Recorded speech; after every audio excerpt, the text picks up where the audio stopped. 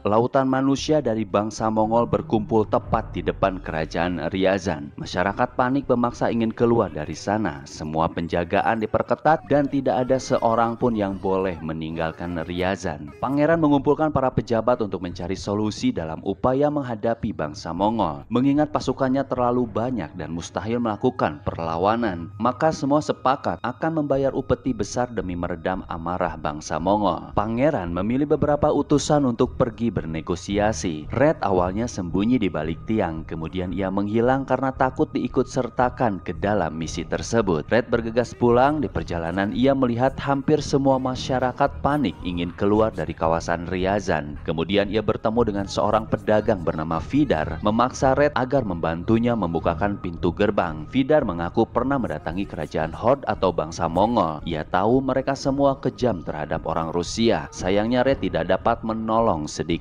pun. Sesampainya di rumah, tahu-tahu pangeran sudah berada di sana. Ia menyuruh Red bersiap karena akan diikut sertakan pergi untuk bernegosiasi dengan bangsa Mongol. Red menolak karena sakit di kepalanya mulai kambuh. Namun pangeran tidak bisa menaruh kepercayaan kepada siapapun terkecuali hanya kepada Red. Tiba-tiba Nasti datang bersujud memohon kepada pangeran agar tidak menyuruhnya pergi. Red menyeret Nasti keluar, kemudian pangeran pamit pergi, barulah Red menyetujui perintahnya.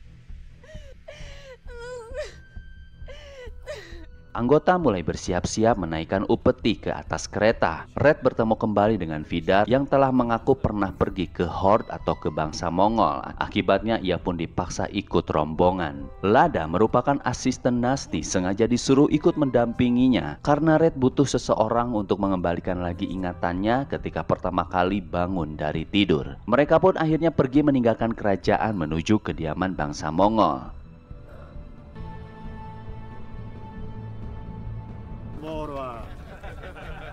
Если ослушаешься...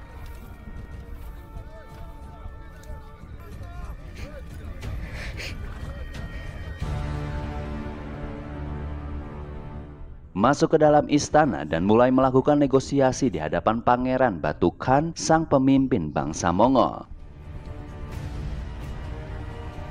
Awalnya semua baik-baik saja, namun upeti tidak cukup membayar perdamaian. Ia ingin semua panglima bersujud di hadapannya. Fyodor dengan tegas menolak permintaan Pangeran Khan. Red mengambil kendali, berusaha meluruskan ucapan Fyodor yang dapat menyulut kemarahan pangeran. Terpaksa ia mengungkapkan kata menyerah.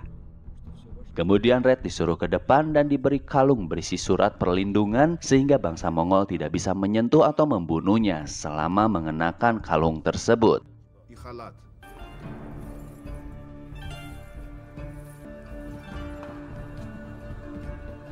Di bawah meja ternyata kakeknya Red masih hidup, telah ditawan selama 13 tahun. Mereka semua berontak keluar dari kolong meja karena sudah tidak tahan dijadikan alat penyangga. Sehingga pasukan Red harus melakukan perlawanan demi melarikan diri dari sana.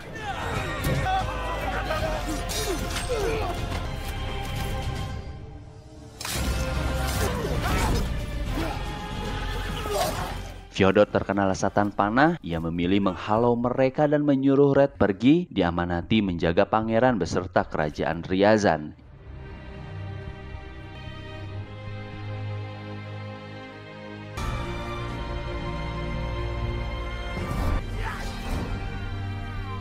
Hingga ia akhirnya harus mengorbankan diri, tewas di tangan bangsa Mongol.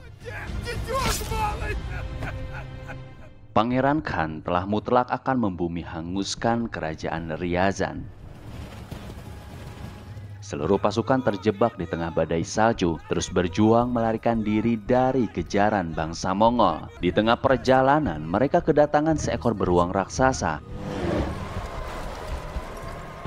Ternyata beruang tersebut peliharaan Barjansky.